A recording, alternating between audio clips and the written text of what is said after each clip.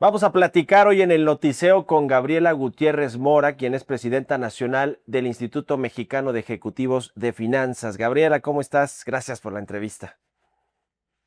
Hola Mario, muy bien, gracias. Siempre es un privilegio estar aquí Muchas contigo y tu gracias. audiencia. Bueno, pues muchos temas siempre económicos, financieros, que tienen que ver pues con las proyecciones de México y que los datos que publica el INEGI, el Banco de México, la Secretaría de Economía, etcétera, nos van dando más idea de cómo va la economía nacional, las finanzas públicas, que las reporta la Secretaría de Hacienda y recientemente más o menos hubo un reporte del segundo trimestre del año, del primer semestre del 2026. A ver, ¿por dónde empezamos? ¿Cómo vieron ese reporte? ¿Cuáles son los focos amarillos que están allí encendidos? Creo que el tema del endeudamiento público. ¿Cuáles otros? El crecimiento que no termina tampoco de despuntar. ¿Qué nos dices, Gaby?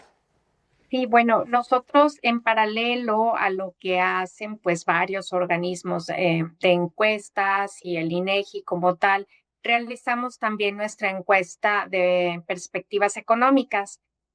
La verdad es que el INEGI demuestra que ha habido un crecimiento en el semestre, como tú bien lo mencionaste, y esto se debe básicamente, o pensamos que puede ser originado por el Mundial de Fútbol, que pues desató el consumo, desató el desarrollo, pero sobre todo el crecimiento está más enfocado en la parte de construcción, que pensamos que fueron estas obras que se realizaron previos a la inauguración y a la parte del Mundial aquí. Entonces eso pues ayudó de alguna manera. También en la parte de exportaciones de componentes tecnológicos, que sabemos que en Estados Unidos hay mucha demanda por estos componentes, pues por la inteligencia artificial y todas las empresas que están usando este tipo de accesorios y de componentes para las computadoras y para todo lo que tiene que ver con el Ujú. hardware. Y nosotros, por otro lado, lo que estamos viendo en perspectiva es de aquí hacia adelante cómo vemos el crecimiento. El PIB lo hemos marcado en 1.2 hasta el final del año. Acordémonos que esto se hace mensualmente y pues se Sí. hace con las características actuales y proyectadas, ¿no? Y también se desestacionaliza toda esta situación, esta encuesta. Por lo tanto, pensamos que el crecimiento va a estar en 1.2%, que realmente no es un número alto, no es un número que a México le ayuda considerando todo lo que tenemos en déficit fiscal, Ujú. ¿no? Que le estamos proyectando también, y lo dijimos, que de llegar en la película, ¿no? No en la foto, en la película al 60%, pues realmente sin un crecimiento, o sea, versus lo que es lo proyectado en crecimiento, realmente le quedamos a deber. Ujú. Entonces 60% sí de es deuda un pública tema como que lo estamos porcentaje del PIB, analizando. ¿no? El 60% de la deuda como porcentaje del PIB, que a lo mejor para países desarrollados pues es muy bajito, ¿no? Porque hay quienes están mucho más arriba del 100% de su Producto Interno Bruto. No es el caso de México, que no tiene ese dinamismo económico, ese gran mercado interno, una potencia económica mundial como lo es Estados Unidos o Japón o algunos otros países que están más endeudados que toda que el 100% de la economía. Pero bueno, el caso de México, ¿por qué preocupa más ese endeudamiento? Quizá porque no se está invirtiendo, digamos, de forma inteligente o inversión productiva que detone crecimiento, que ayude a detonar inversión privada, y sí, pero a programas sociales, por ejemplo, a las pensiones, no sé. ¿Por dónde está, digamos, la preocupación de las calificadoras también, que son las que están reguladas, bueno, las que califican, ahora sí que valga la redundancia, qué tan saludable está la economía de un país con base en su endeudamiento público? Sí, así es. Como tú lo mencionas, Mario, hay países pues que tienen más del 100% de deuda, ¿no? Pero esto es digamos, es un combo, un paquete. No solamente es la deuda, es el nivel de crecimiento, y los países que tienen estas deudas altísimas pues tienen un alto crecimiento también. Entonces no nos preocupa solamente cuánto debemos, nos preocupa que la deuda crezca más rápido que la economía. Entonces Sí. México necesita estabilizar sus finanzas públicas, pero más que eso, o sobre todo, lo que necesitamos es volver a crecer. Ujú. Y para ese crecimiento precisamente es que nos está costando trabajo porque hay diferentes factores que están incidiendo en ese crecimiento y que no permiten que haya nueva inversión dentro del país o que la inversión sea corta, digamos, pequeña. ¿Sí? Estamos viendo que, y lo hemos manifestado muchas veces en IMEF, que la inversión viene cuando los inversionistas tienen la seguridad a largo plazo. Siempre una inversión, cuando uno realiza estas grandes inversiones en países, lo que ve es el largo plazo. El largo plazo es más de 10 años. Y para poder ver a largo plazo, necesitamos que las acciones que se promueven hoy sean sostenibles en el tiempo y sean permanentes en el tiempo. Ejemplo, la seguridad, pues la certeza jurídica, el Estado de Derecho, la infraestructura, la electricidad, el agua, todo lo que se requiere para, como nivel básico para poder invertir, para poder basar inversiones que detonen otras inversiones. Ujú. Entonces, esto es lo que está haciendo falta.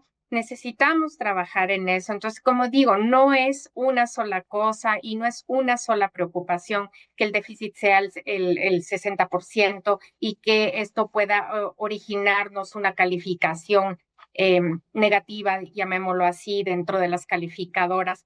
Pero si no hacemos algo al respecto, empezamos a hacerlo desde hoy, pues esa es la película que podríamos estar viendo. No es que esté sucediendo, Sí. pero es la película que podríamos proyectar. Ujú. Según su visión, entonces hay algunas alertas que hay que tomar en cuenta para el resto del año, sobre todo en temas de crecimiento, de endeudamiento público, el déficit fiscal, el gasto del gobierno.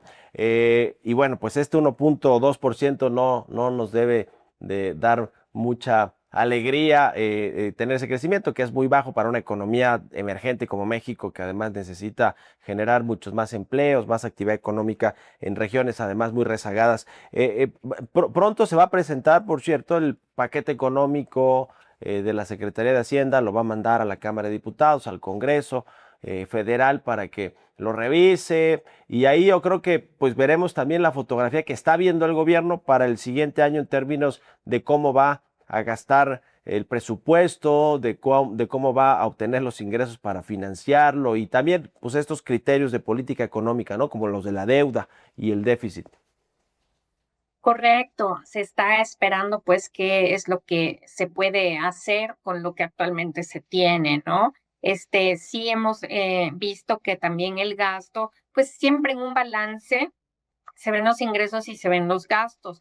Vemos que hay pues más gasto que ingreso, como lo estamos manifestando, y pues esperamos saber cómo se va a definir este gasto público que actualmente pues dentro del balance está significando una muy buena porción, a pesar de que no existe ese crecimiento y tampoco existe esa posibilidad de cobrar más impuestos porque no hay ese alargamiento, digamos, de la base imponible, que son más empleos, que son más empleados. Ujú. Estamos viendo justamente que no solamente no crece la base de asegurados en el IMSS o tenemos proyectado que va a crecer en forma muy pequeña la base, pero también saliendo del IMSS, es decir, no solamente no hay nueva inversión, sino que también hay empresas que están volviendo a la informalidad.